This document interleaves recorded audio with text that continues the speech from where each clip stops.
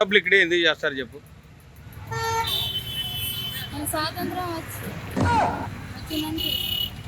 స్వాతంత్రం వచ్చిందని చేస్తారు.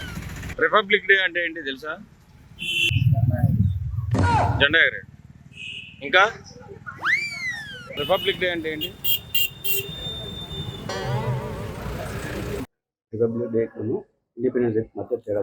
రిపబ్లిక్ డే అంటే రాజ్యాంగం అమలులోకి వచ్చిన రోజు 1950 జనవరి 26న డాక్టర్ బిఆర్ అంబేద్కర్ గారు రాజ్యాంగం రచించి స్వయం పరిపాలన కోసం రాజ్యాంగంలోనున్న మూల క్రియలైన కులము, జాతి, మత భేదాలన్నింటినీ తీసేయాలని, ఒక అన్టచబిలిటీ అనే పదాన్ని కూడా అంతరించిపోవాలని ఆయన చేసిన కృషి అంతా ఇంత కాదు.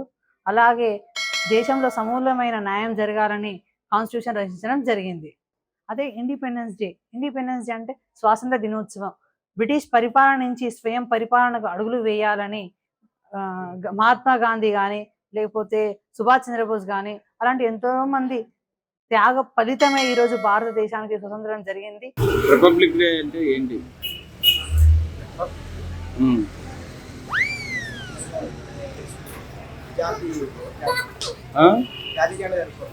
జాతీయ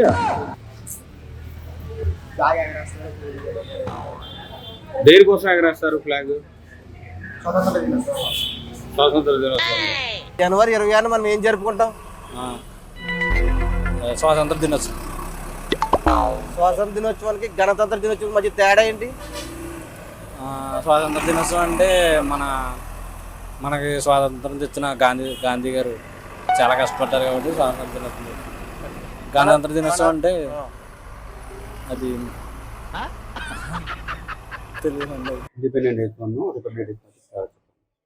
ఇండిపెండెన్స్ డే అనేది మనకి ఆగస్ట్ 15, 1947 నుండి మనం జరుపుకుంటున్నాం. అండ్ రిపబ్లిక్ డే అనేది 26 జనవరి 1950 నుండి మనం జరుపుకుంటున్నాం.